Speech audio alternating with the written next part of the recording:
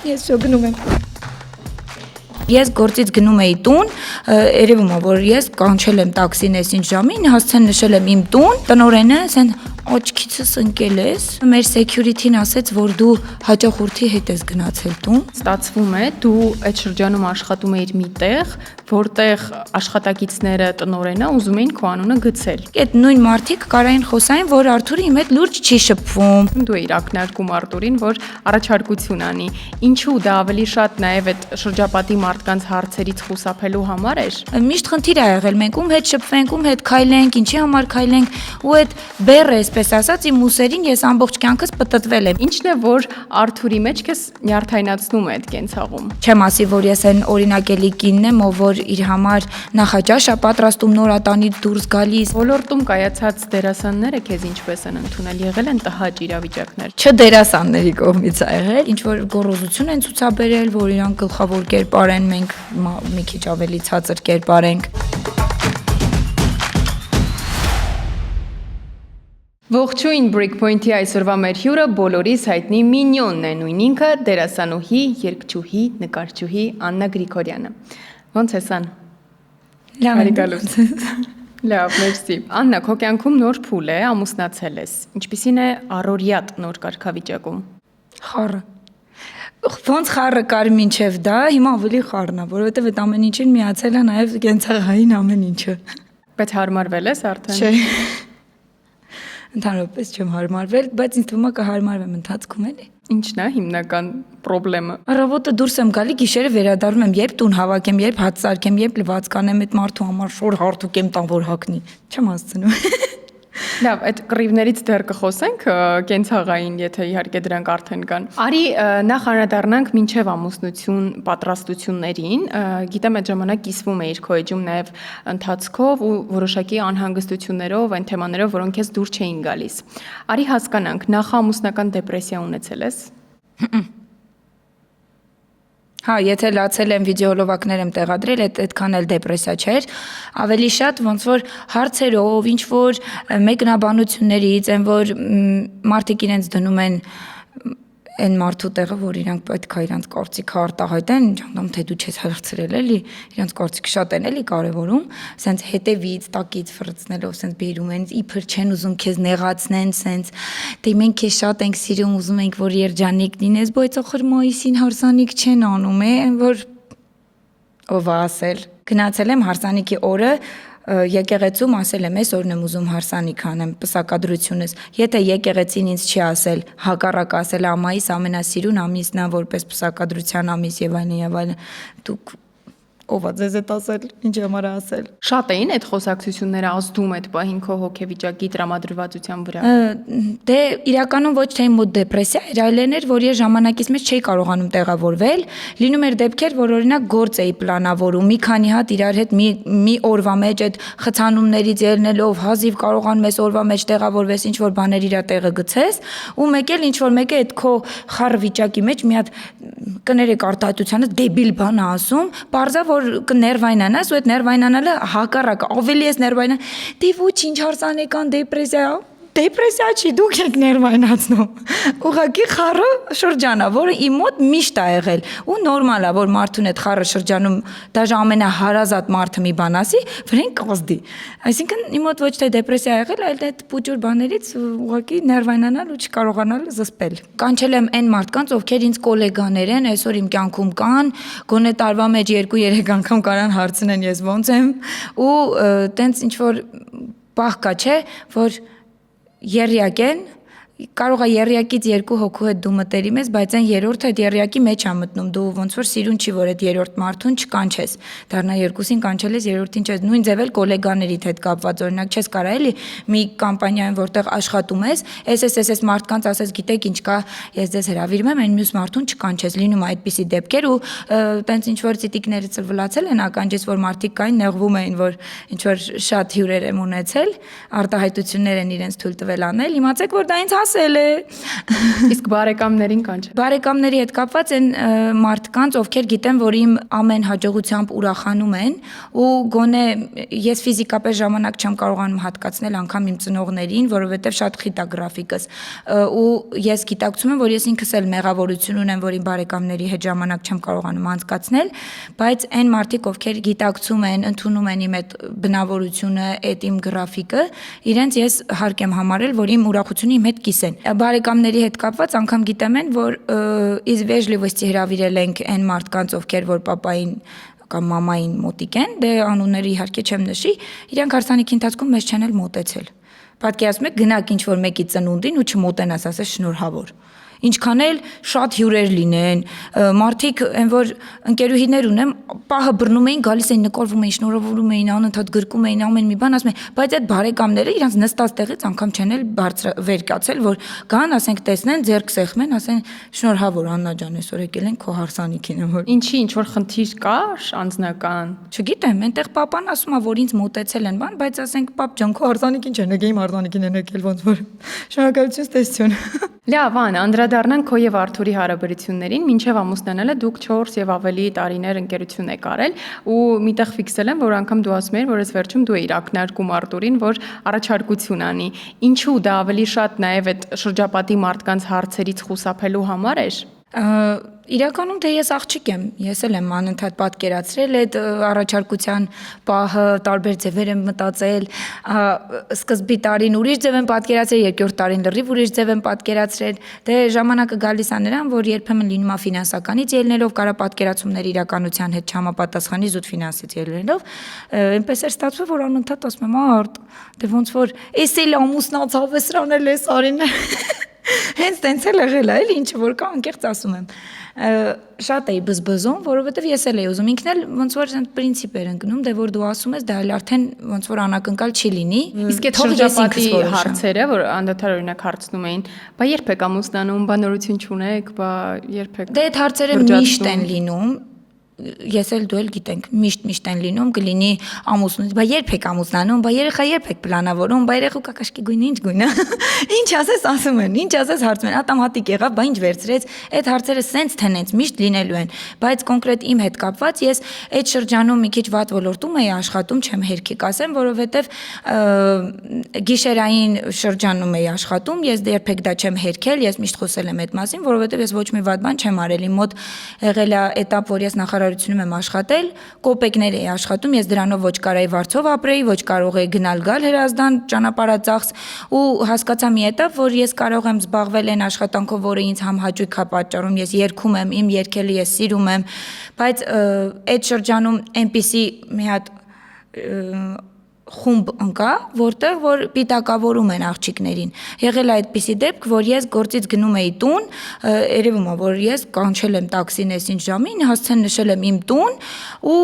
եկել եմ մի քանի օր հետո իմ տնորենը ասեն աչքիցս ընկել ես, ասում եմ ինչի կամ ով է քեզ իրավունք տվել այդպիսի արտահայտություն ինձ անես, դե նորը մեր security-ն ասեց, որ դու հաճախորդի հետ ես գնացել տուն ու ես կամերաները միացրեք, հենց հիմա հարցն է, որ ես իրավունք ունեմ աշխատանքից հետո ում հետ ասես գնամ տուն, դա քո իրավունք, քո գործը չի, բայց այստեղ ոչ մեկը իրավունք չունեք իմ անունը, իմ պատիվը, իմ դաստիարակությունը գետնով տակ, ու մեր շոու ղեկավարին ասեցի մի հատ արի, շոու ղեկավարը ասեց, որ ես անձամբ եմ տարել իրեն տաքսի նստացրել, կամերաները կարակ բացեք նայեք, ու ես ցույց տվեցի, որ տաքսին որ ժամին այդ օրը կանչել եմ ու գնացել եմ ուղիղ տուն։ Այսինքն, եթե ձեզ մոտ կան այդպիսի աշխատողներ, որոնք օրինակ հնարավորություն ունեն այդպիսի բաներ անել, դա չի նշանակում, որ բոլոր աշխատողները այդպիսին են, ու պետք չի ինչ-որ մի հատ նորմալ մարդունով դաստիարակություն ունի, նորմալ կյանք ապրել, իրան պիտակավորել։ Ես հետո իմացա, որ այդ իմ պատմությունից հետո իրենց security աշխատողին իրանք հեռացրել են աշխատանքից, բայց դա իմ մակարդակը չէր։ Եթե ես ասենք մաքուր ձևով աշխատում եմ, այդտեղ ու իմ հետևից կարան այդպիսի բաներ մտածեն, ես ամեն մեկի մոտ չեմ դնելու արդարանամ, լավ, այդ մի հատը իմ անունը պահելու համար արդարացա, բա հետո այդ շրջանում, որ ես այդպիսի բաների մեջով չէի ապրում, բայց խոսում էին, միանշանակ այդ նույն մարդիկ կարային խոսային, որ Արթուրը իմ հետ լուրջ չի շփվում, ոնց կարա օրինակ թողնի, որ ես աշխատեմ այդպիսի տեղ, ու այդ ամեն ինչից ելնելով ես դուրս եկա այդ ոլորտից ու ասեցի ինձ պետք է այդ ամեն ինչը։ Ես գիտեմ, որ դու իմ հետ լուրջ ես, ես գիտեմ դու ինչ սիրուն նպատակներ ունես իմ այդ առաջարկությունը կազմակերպելու համար, բայց ինձ համար ավելի լավ է հիմա իմ անունը պատիվը, թեկուզ թող սկրոմնի լինի, ամեն ինչը համեստի մեջ լինի, բայց ես կոպիտ ասած այդ շրջանում իմ անունը ինձ համար ավելի կարևոր էր, որ մարդիկ տեսնեն, որ ես ու Արթուրը լուրջ ենք շփվում իրար հետ, ոչ մի նմանատիպ սֆերա չի կարա իմ անձնականի վրա ազդի։ Ու այդ է իրական պատճառը եղել, թե ես ինչի չեմ դրել իմ երազանքների մերիմին ուզել Արթուրից, էլի, այսինքն հնարավոր է, որ ոչ թե իմ բնավորությունը, որ ես կարամ ինչ-որ մեկի կարծիքից կախվեմ, այլ այստեղ կարծիքները իմ համար այդքան էական չէր, ինչքան որ իմ անունը։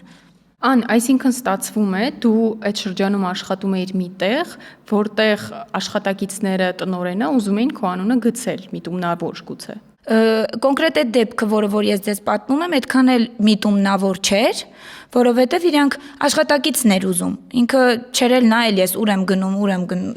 ինչ մեքենա եմ նստում, կիսատ տենց նայել էր ու եկել էր իրանից որոշել էր, որ այդպիսի արտահայտություն պետք է անի, չէր կարա մտածել, որ հետո կարա այդ բացվի ու անդրադառնա իր աշխատանքի վրա։ Իրականում ես չեմ սիրում, երբ որ իմ անվան հետ ինչ-որ բաներ ան լինում, որովհետև փոքր ժամանակվանից մենք տենց դաստիարակություն ենք ստացել, անգամ եղել է մեր բակում աղջիկ,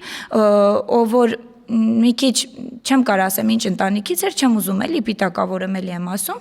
միշտ խնդիր ա եղել, մենք ում հետ շփվենք, ում հետ քայլենք, ինչի համար քայլենք, ու այդ բեռը, այսպես ասած, իմ ուսերին ես ամբողջ կյանքս պտտվել եմ, ես ամեն մեկի հետ չեմ կարողանում ընկերություն անել, մինչև հիմա էլ այդ խնդիրը կա, ես ասում եմ ոչ մի աղջիկ անձնական ինձ չի հետաքրքրում, իրենք իրանց կյանքում ինչ կանեն չեն անի, դա ինձ չի վերաբերվում, ես այդ մարդուն ընդունում եմ ոնց ինքը ինձ ա վերաբերվում, եթե այդ մարդը օրինակ առանձին իր կյանքում չգիտեմ ինչ էր անում, բայց իմ հանդեպ, իմ անձի հանդեպ հարգանք ունի, ես չեմ կարող իրան վատ վերաբերվեմ։ Ու այդպիսի խնդիրներ մինչև հիմա էլ իմ կյանքում կա, բայց ես ինձ հա, ինձ հա, ու չես կարողանում նորմալ ընկերություն անել ինչ-որ մարդու հետ։ Այսինքն դա շրջապատի մարդկանցից է գալի, որ իրենք անդադար փորձում են ուշադրության կենտրոնում հրավիրել են, թե դու ում հետ շփվեցիր, ում բարևեցիր, որտեղ աշխատեցիր։ Այդպես կապ չունի ես որ ոլորտում եմ, հաստատ քեզ էլ են հանդիպել ինձ թվում այդպիսի մարդիկ, որ ասեն, «Էս ինչ աղջկանից գործ չունես, սենցն է»։ Ու դու չգիտես էլ իրականում ինքը տենցն է, թե չէ, դու իրականում լսում ես ու չես պատկերացնում, որ կարա այդպիսի բան լինի արդյոք, թե չէ։ Անկախ քեզանից արդեն կոմպլեքսներից ելնելով, որ միամիտ քեզ էլ չպիտակավորեն, սկսում ես դիստանցիա պահել այդ մարդուց։ Ու նմանատիպ խոսակցություններից հեռու մնալու համար փոքր տարիքից ասում եմ, այդ բեռը կա իմ ուսերին, որ պետքա նայեմ ում հետ շփվեմ, ինչքան էլ այդ մարդը հոգեպես լավը լինի, անկախ քեզանից նայում ես։ Ու այդ շրջանում, որ տեսա, որ այտենց պիտականեր պետքա իմ անվան վրա ֆրա, ես չեմ կարող որ հեռու մնացեք, խնդրում եմ։ Իսկ Արթուրը ոնց էր վերաբերվում այդ խոսակցություններին, ինչպես էր փորձում գուցե քեզ զերծ պահել, գուցե ընդհակառակ ասել, որ մի մտածիր, միևնույն է ես քո կողքին եմ։ Թե Արտը մի քիչ ավելի հանգիստ է բնավորությամբ, ես ավելի էմոցիոնալ եմ։ Իրականում ես դա շատ ստրեսային էի այդ ամեն ինչին վերաբերվում, իսկ Արտը ասում էր՝ «Ան, դու այն սֆերայի մարդ ես, որ քեզ ամեն օր կարա զապրոցներում վատ նամակներ գա, վատ ինչ-որ կոնտեքստ ունեցող բաներ լինեն, ես էլի կարամ քո համար ամեն ինչի պատրաստ եմ, ամեն մեկի, այսպես ասած, հարցերը լուծեմ, բայց դու պատկերացնում ես, ես ամեն օր այդ մարդուն գտնեմ, այս անեմ, այն անեմ, դու էլ պետքա մի քիչ հանգիստ վարվես։ Ես համոզված եմ, որ ինքը բոլորի հետ կարա։ Մի քիչ ժամանակի ընթացքում ես էլ սկսեցի էլ իրան ամեն ինչը չպատմել, որ այս մարդը ինձ էսա գրել, այն մարդը ինձ էսա գրել, որովհետև գիտեմ, որ դա կարա հետագայում վերածվի մեծ վեճի, իսկ ինձ դա պետք չի, դա իմ անդորը, իմ ներքին աշխարհը, իմ առօրյան ապխտորելու, ես չեմ կասկածում, որ ինքը իմ թիկունքին միշտ կանգնած է, իմ համար ամեն ինչի պատրաստ է, բայց արդյոք այն մարդը, որ ինձ ինչ որ մի հատ ռեպլիկա թողել, արժի այդքան, որ ես իմ անձնականում ինչ որ խնդիր ունենամ, Արթուրին ավելորդ քաշքշուկի մեջ գցեմ կամ տենց ինչ որ մի բան։ Արի նաև գանք դեպի դերասանական ոլորտ, քանի որ այս թեմայից ենք խոսում, չեմ կարող չհարցնել։ Դերասանական ոլորտում արդյոք այս խնդրին բախվել ես։ Էլի որ խնդիր լինի, թե դու ում հետ ես շփվում, թեկուզ որ դերասանի, որ նախագծում ես խաղում։ Եղել է դերասաններից մարդիկ, ում հետ որ ես օրինակ story եմ տեղադրել, տակը վատ մեկնաբանություններ գրել են, բայց դե ես ոչ մի բան չեմ կարող անեմ, այդ մարդը իմ գոլեգան է, մենք գործի բնույթից ելնելով պետք է այդ մարդկանց հետ ակտիվություն ցուցաբերենք եւ այլն, դա երկար տարիների պատմության մասին եմ խոսում, բայց եղել են տենց դեպքեր, բայց միանշանակ ինչքան էլ այդպես լինի, մարդիկ պետք է հասկանան, որ դա քո գոլեգան է, թե ինքը գոլեգայից դուրս ինչ է անում, դա ինձ չի վերաբերվում, իրականում ես իրավունք էլ չունեմ ինչ-որ մեկին նժարի վրա դնել։ Նենց չի ես ասում եմ ես սուրբ եմ, ես իմ ինչ մաքուր եմ, հա ես էլի մաքուր եմ, բայց ես այդ հարցում գլուխ գովալ չեմ սիրում, էլի ես ունեմ իմ պրինցիպները, մարդիկ ունեն իրենց ճիշտն ու սխալը, այդ այնպիսի բան է, որ երբեք չես կարա ինչ-որ մեկին ասես, չէ իմ ճշտով պիտի ապրես, ես ճիշտ եմ, դու սխալ ես, այդ մարդը ομորը իր ճիշտն է ճիշտ, կողը ես եմ իր համար սխալ ապրում, սահմանափակ կամ ինչ-որ բաներ։ Քանի որ քննադատություններից ու այդ խոսակցություններից ենք զրուցում, նաև քո հարսանիքի հոլովակների նկարների տակ է ինչ է, շատ գրում, որ ամեն ինչը փոխված է, քիթը, շրթունքները, ամբողջ դեմքը վիրահատած է, բոտեքս արած է, այս խոսակցություններին ինչպես ես վերաբերում եւ նաև ինչ փոփոխություններ ես իրականում արել։ Իմ փոփոխությունները եղել են քիթի վիրահատությունը, որը եղել է 2-3 տարի առաջ, առաջին անգամ երբ որ արել եմ, եղել է միջնապատ խեցիների խնդիրը ու շատ փոքրիկ միջամտություն էի ուզում անել, որը ես ժպտալուց այս հատվածս մի քիչ շատ էր լայնանում, դրանից ես կոմպլեքսավորվում էի ու քանի որ մենք սերիալների մեջ այս ֆորմատով ենք նկարվում, բոլորդ էլ գիտեք, որ ավելի լայն է դեմքը ցույց տալի։ Ինձ միշտ բոլորը հենց առաջին անգամ իրական կյանքում տեսնում են, ասում են. «Վայ, դու սենց փուճուր ես»։ Իրականում ավելի մեծ ու բանը, ասենց չափսերով ավելի մեծ էինք, քեզ խոշոր էինք պատկերացնում ու դա իրականում կա այդպիսի բան։ Դրա պատճառով իմ քիթը որ ավելի լայն էր երևում, ես դրանից կոմպլեքսավորվում էի։ Իմ բժշկին ասեցի, խնդրում եմ շատ միջամտություն չանես, այս հատվածը մի քիչ նեղացրու։ Այսինքն երկու անգամ ես վիրահատել։ Առաջին անգամից հետո իմ մաշկը հաստ էր, դա շատ մարդիկ ովքեր արել են այդ խնդրին բախվել են, կհասկանան ինձ։ Մաշկս հաստ էր, այս հատվածը շատ սենց գնդիկ էր մնացել, ոնց որ դելֆինի մեջ կլիներ։ Ես համբերատար 1.5 տարի սպասեցի, որ ինքը իջնի, չիջավ, երկրորդային միջամտություն արեցի, արդեն էսթետիկ, որովհետև կոմպլեքսավորվում է, իմ տեղը ով է լինի, ուզում է հանրային լինի, ուզում է չէ, եթե գնացել ես այդ միջամտությունը արել ես ու պետք է ավելի նեղվես, ինչի ես գնացել էր արել, պետք է էլ արել, պետք է այդ խնդրին լուծում տալ ու մեկ էլ շրթունքներս եմ մի քիչ ոչ շատ ինձ թվում է երևում է այտենց միջամտություն արել, բայց մնացած ոչ մի բան չեմ արել, այսինքն այդ մարդիկ որ գրում են բոտեքս արած, սրասկոծա, չգիտեմ ինչերա, ուրիշ միջամտություններ արած չի, անգամ ես կոսմետոլոգ ընկերուհի ունեմ, որ ինքը անընդհատ ինձ բզբզում է, դե արդեն պետք է այդ ճակոտդ կնճռոտվել է, բեր մի քիչ անենք, էս անենք, ասում եմ, չէ, ես դերասանուհի եմ, ինձ միմիկայի համար դա պետք է օրինակ, չգիտեմ, որ հասնեմ 30 քանի տարեկան զգամ, որ ինքը շատ է ինձ նեղում կանեմ, իսկ հարսանիքի ժամանակ այստեղից են որ լինում է սանրվածք անելուց են ձգում են, որ այդ ստրելկաները ավելի գեղեցիկ երևա, դրանից արել էին, դե խնդրում եմ չի աշխատում ունքերս, նորմալ է, որ կարան այդպես արձագանքեն, այդ մեկնաբանությունները, քանի որ իմ անձի շուրջ չի, իմ վարքագծի հետ կապված չի, միանշանակ սենց ծիծաղով եմ վերաբերվում, որովհետև գիտեմ, որ ոչ մի բան չեմ արել, բայց այն մյուսը դու ինչքան էլ մաքուր ես, մի քիչ միշտ ապացուցելու խնդիր, չէ՞, ոնց որ ունենաս։ Ասես մաքուր եմ ապրում, խոսում եք, բա որ վատ ապրեի չի կանելու, որ չես կարում չանդրադառնաս։ Մեկ ասում եմ, դե լավ, իմ կյանքն է, ինչ կուզեմ կանեմ, խոսացողի խոսելու է, այդքան մարդու բերան չես կարա փակես, բայց обидно как-то։ Ես շոգնում եմ։ Ինչն է, որ դեռ չես կարողանում իսկապես հարմարվել կենցաղային հարցերում եւ ինչն է, որ Արթուրի մեջ քեզ նյարդայնացնում է այդ կենցաղում։ Ինձ ավելի շատ նյարդայնացնում է Արթուրի իմ հանդեպ հատուկ դիպուկ բաներ անելը, դե իրականում նենց չի, մենք շատ խնդիրներ ունենք տանը, միանշանակ ես չեմ ասի, որ ես այն օրինակելի կինն եմ, ով որ իր համար նախաճաշ է պատրաստում նորատանից դուրս գալիս, հետո գալիս ամբողջ օրը տունը հավաքում է, իհարկե շատ ներողություն եմ խնդրում, որ ես այդպեսին եմ, հիմա հաստատ այն մամաները, այն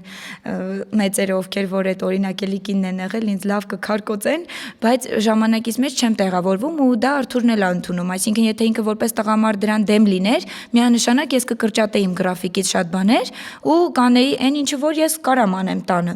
Բայց եթե ինքը դեմ չի, ինձ օգնում է այդ հարցում, ասում է գնա գործերի տեղի կարիերա ստեղծի, ես հասկանում եմ այդ ամեն ինչը քո համար ավելի կարևոր է, ես մենակ սուփորթ եմ, այսպես ասած, զգում իր կողմից։ Կարտուր ինչ հատուկ բաներ էր անում, որ քեզ ներթենացնում էր։ Դե օրինակ ես եթե ժամը 8-ին արթնացել եմ դուրս եմ եկել տանից, բնականաբար ինքը 10-ին է արթնանում, եւ ժամը 8-ին իր համար նախաճաշ չեմ պատրաստելու, որ 10-ին արթնանա 8-ի։ Արդեն այդ նախաճաշը պետք չի լինի ոչ մեկին կոպիտ ասած։ Ինքը իր համար է նախաճաշ պատրաստում ու այսպես ասեմ Արտուրը շատ ոնց ես 6 տարի իրան ճանաչում եմ, ինքը 6 տարի ամեն նախաճաշին ուտում է վարսակ, 2 հատ խաշած ձու ու բանան։ Եթե ես ուրիշ բան էլ իր համար սարքեմ, ինքը չի ուտելու։ Ինքը մենակ է ուտում։ Ինքն էլ արդեն սովորել է իր համար սարքում է։ Ես ներվայնանում եմ նրանից, որ այդ վարսակը երբ որ ինքը ուտում վերջացնում է, ամեն անգամ իրան ասում եմ, «Այդ վարսակի ամանի մեջ ջուր լցրու, որ փափուկ մնա, ես կանոնամ լվանամ», որովհետև մինչև գալիս եմ ինքը արդեն չորացած է լինում, չեմ կարողանում լվանամ։ Այդ պուճուր բաներից եմ ես ներվայնանում։ Գիտեմ, գիժեմ, բայց հիմա դա ինչ անեմ։ Անդրադառնանք արդեն քո գործնական կյանքին, դերասանական ասպարեզին, որտեղ դու մուտք գործեցիր, մասսայական դերերից մինչև ավելի կենտրոնական կերպարներ։ Այս ճանապարհը քեզ որքանով է բարդ տրվել։ Ես միշտ քիթս խոթել եմ այդ ասպարեզ։ Այն ժամանակ, երբ որ նոր է եկել Երևան, Հրազդանից սովորելու, ինդիվիդուում կաստինգ եմ գնացել, անգամ չգիտեի, որ այնտեղ վարձատրվում է։ Գնում էի, նկարվում էի, հետո տեսնում էի հոլովակը, ընդհանրապես շորից գույններ երևում, նեղվում էի, դե այդքան ժամանակ եմ տրամադրել, գնացել ոգևորվել, ինչ ասում էին, անում էի, սենց սուսփուս։ Հասկացա, որ այդ ընթացքում ոչ թե ինձ պետք է այդ նկարահանման process, այլ այն թե այդ process-ում ովքեր կան, ում հետ կարելի է շփվել, օրինակ ադմինիստրատորների, ռեժիսորների հետ էի շփվում, դերասանների հետ էի շփվում, որ ամեն մեկից մի բան դաս քաղեմ, որովհետև ֆիզիկապես ես թե ֆինանսապես, թե ֆիզիկապես չեմ կարող գնամ թատերական ինստիտուտում սովորեմ, միանշանակ ինձ պետք էր այդ փորձը։ Այսինքն ես այն մյուս մասովկաների նման չէի գնում մեկը մյուսի հետ, ոյ, ինչքան մնաց, ասենց բողոքական բաներ, այլ գնում էի ոչ թե ռուսերեն լավ բարգա է, նավյազովը է լինում ինչ-որ դերասանների, սենց սիրուն ձևով ասում է ինձ մի հատ այս պահով օրինակ կծառայեք, կասեք, այս պահը ոնց է, ինչ է, հարցեր ենքան էի տալիս, մինչև իմ վրա փորձում էի, հետո գնում էի տանը հայլու առաջ փորձում էի, հետո սկսեցին այս ռիլերը լինել, ռիլերի մեջ արդեն ինքս ինձ փորձեցի, մինչև արդեն հասա այն էտապին, որ ինչ-որ կերպար ստացա։ Կերպար ստանալս էլ հիմնականում եղել է ձայնիս պատճառով, որ ասեմ աչքի եմ ընկել ինչ-որ դերասանական խաղով կխաբեմ, որովհետև սկզբից կոմպլեքսավորված եմ եղել, մի քիչ կամերայի հետ լավ չէ են ինձ պահում, չեմ գլուխ կողա։ Իսկ ոլորտում կայացած դերասանները քեզ ինչպես են ընդունել, եղել են տհաճ իրավիճակներ սկզբում։ Չէ, դերասանների կողմից չի եղել, հակառակը ոչ չդերասանների կողմից է եղել, որ նժարի վրա դնես, նույն մարդն եք, նույն ճանապարհն եք անցել, բայց եղել է, որ իրենք ինչ-որ գոռոզություն են ցուցաբերել, որ իրանք գլխավոր կերպար են, մենք մի քիչ ավելի ցածր կերպար ենք։ Դա հիմա ես ինչ անեմ, դա մարդու տեսակից էլ է գալիս։ Ու լիքը դերասաններ կան, ովքեր որ գլխավոր կերպար են եղել, կրթված դերասաններ են, մարդ տեսակս են սիրել, մինչև հիմա կապ չունի, որ մի քանի տարի անցել է, մենք միասին չենք աշխատում, իրանք են որ սենց ասում են, վայ, մեր անուլը, բան, սենց ես հաճույք եմ ապրում այդ ընթացքում, որ մարդ տեսակս են սիրել, ոչ թե այն ինչը, որ ես ներկայացնում եմ որպես դերասանուհի։ Դու միշտ ասել ես, որ հանձնվող տեսակ ես եղել։ Այ հետաքրքիր է այն շրջանում, երբ քեզ մի նախագծի չաթից հեռացրեցին ու այդ նախագծում չընդգրկեցին, այդ փուլը ինչպես չանդրադարձավ նրա վրա, որ դու հանձնվես ու չշարունակես ճանապարհը։ Մի քիչ ժամանակի ընթացքում դե ստրես տարել եմ միանշանակ, երբ որ առաջին պրոյեկտը վերջացավ 1 տարի աշխատելուց հետո, ամբողջ ամառը ես շատ լարված եմ եղել, ստրեսված եմ եղել, ընկերուհիներից, դերասան ընկերուհիներից հետ եմ կիսվել, ոնց անեմ, ինչ անեմ, ինչն է ճիշտ։ Դե ընկերուհի կար, որ խորհուրդ էր տալիս, կյանքը դրանով չի ավարտվում, չի եղել ոչինչ, ու ոնց որ այդ ստրեսից հետո մի հատ sense լույս է ծագում, ասում են, որ երկրորդ պրոյեկտի մեջ լինելու եմ, դե միանշանակ փոքր երեխայի պես ուրախանում ես։ Չաթի մեջ ավելացնում են, մի քանի նկարահանում գնում ես ու հետո կտրուկ սկսում են չկանչել, մի ամիս սպասում ես, 2 ամիս սպասում ես ու ուղակի չաթից հեռացնում են, միանշանակ մի հատ էլ կրկնակի ստրես կլիներ։ Հա եթե իրանք չկանչեին, ես մի անգամից համակերպվեի այն ստրեսից հետո, որ ես չեմ լինելու, էլի մի քիչ տանելի կլիներ, բայց որ այդպես վերաբերվեցին, միանշանակ ված զգացի ինձ, էլի։ Մոտ մի 6-7 ամիս, եթե ոչ ավել, ընդհանրապես նկարահանումների չէի մասնակցում, անգամ վլոգերս նկարելուց մի քիչ կոմպլեքսավորվում էի, անընդհատ վախենում էի ինչ-որ հեյթերից, բայց մի этап եկավ մոտս, որ ինձ առաջարկեցին մեր Կարապետյանց բլոգում նկարահանվել որպես հաղորդավարուհի,